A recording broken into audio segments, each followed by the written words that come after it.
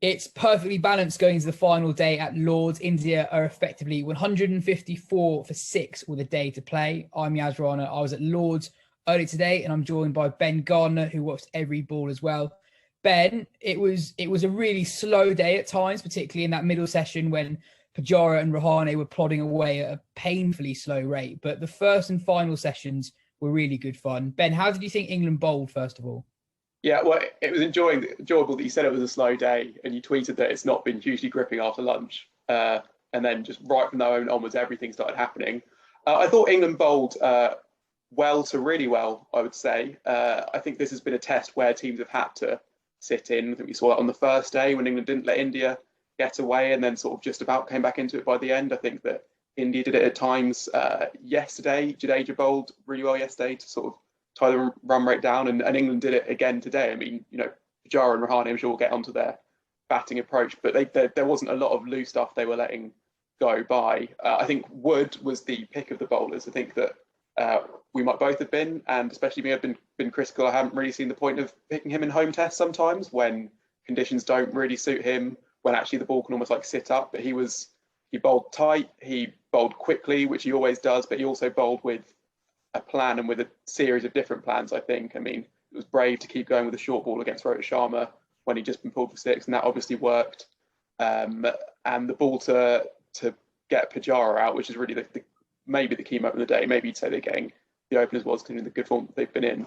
But the ball to get him out, I mean, the pitch was a bit uneven by the end, and that could well come to play tomorrow. But if there is, I don't think it was hugely uneven. And what Wood is also really good at is just extracting any uneven bounce. There was a game in the 2017 Champions Trophy that he just broke open by getting out Kane Williamson with just like a little bit of extra bounce, and that is what he's so good at. Yeah, for me, the moment of the day was arguably Root taking off Robinson after 2 overs with the new ball. Robinson's bowled really well in his short test career to date. The obvious person to take the new ball in Broad's absence.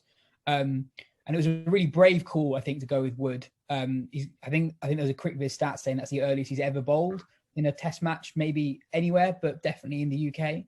And I think a lot of people are quite quick to criticise Wood in his record in home test matches. His career record at home's pretty poor, to be honest.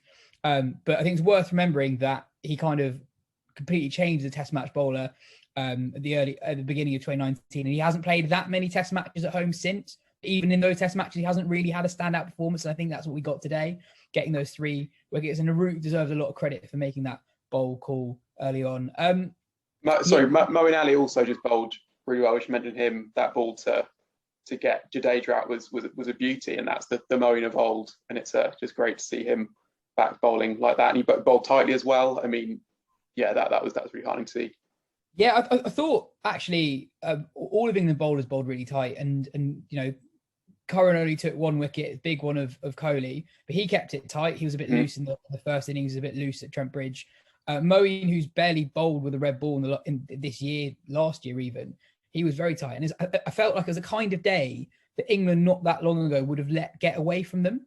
But today they really kept on top of it. And that let's be honest, really dull middle session was just what happens when you have 2 batsmen who are slightly out of nick against a bowling attack, who are bowling really well in positions that aren't helpful to the bowling attack. And the batsmen didn't really feel like they could ever get on top of the England bowlers. So I thought that's fine. I thought the approach from Pujara and Rahane was fine.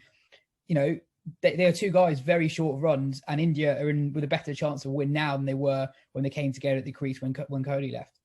Yeah, I think what we're seeing in this series is that unless you're in brilliant form, which is Rohit Sharma and Joe Root, basically, you have to basically make a choice between setting your stall out to bat for ages, which is what Rahul has done really successfully, and he started really slowly in all his innings basically, and has only cashed in after a really, really long time often, or you just don't stay at the crease for very long. I mean, which is, England have been happy to have sort of like a few flashy cameos building around Root's innings, but I think that, and I think it should just alleviate some of that pressure on. I mean, I don't think it will, but people should view whatever Sibley does tomorrow and in the next test if picked in the light of, these 2 great Indian batsmen really struggling to score, because that is the challenge of batting in England against a Duke's ball that moves throughout and against a bowling attack that doesn't really give you very much.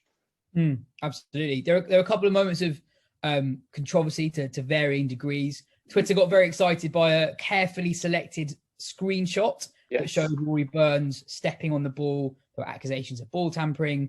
Other than that, just being a very dumb way of ball tampering, it was crystal clear from the video of the moment that there was nothing in it. As Stuart Broad explained on Twitter, Mark Wood was trying to nutmeg Rory Burns, and Burns just used his foot to prevent the meg, and his foot was on the ball for no more than a millisecond, really. And then we went off 25 minutes early for bad light, which was a shame. Virat Kohli was very animated on the Indian dressing room. He wanted them to come off sooner than they actually did. But they came off in the end, not because the umpires deemed it dangerous for the spinners to be bowling. They came off because Root wanted to bring back the quicks with the new ball at the end of the day. I thought that was a pretty calm and calculated move by Root, not getting too excited. But you think that he should have persevered and stuck on a little bit longer than he did?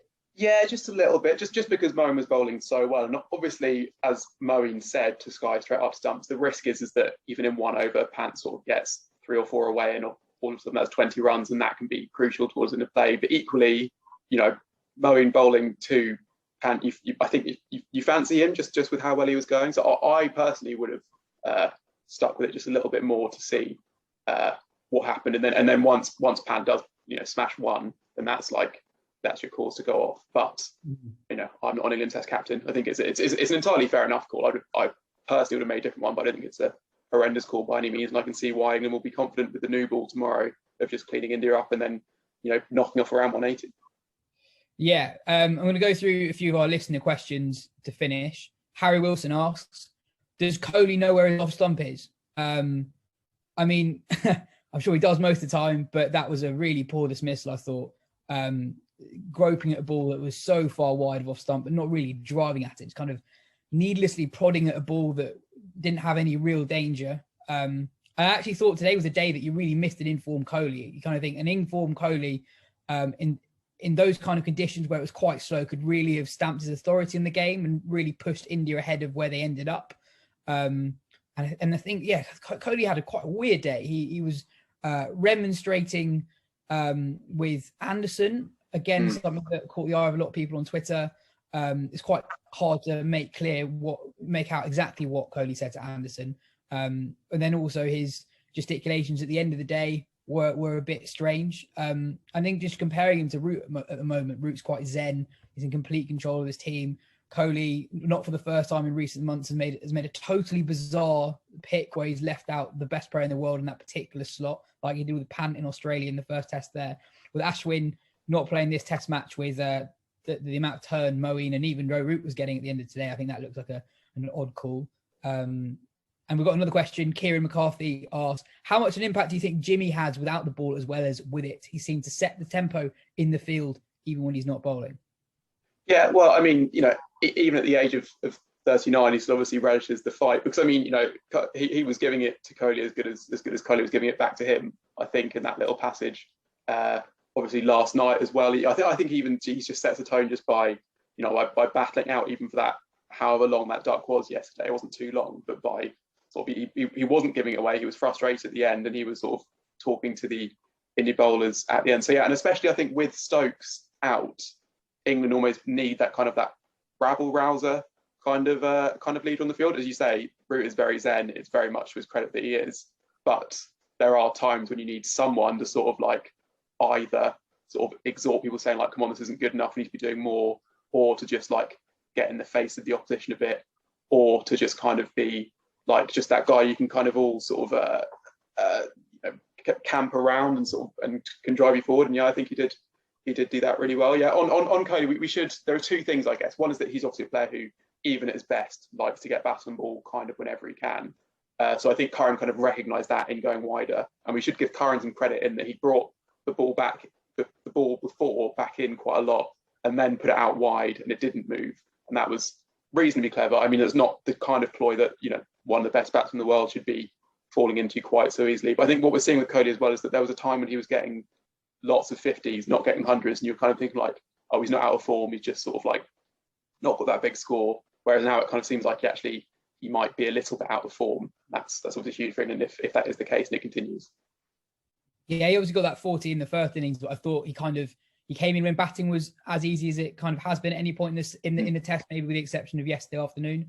Anderson and Robinson were tiring. They came off, and Wood and Curran weren't bowling as well as they did today, and he cashed in that period. I thought it was he was really searching probably more than normal. But I guess like that's how some of the great players play. I mean, Root yesterday, he barely left a ball. That's kind of how some players like to play. I think that's all we've got for today's show. Please leave your questions for tomorrow in the comments. We'll be back tomorrow. If you like what you see, give us a like, subscribe, and tell all your friends. Cheers.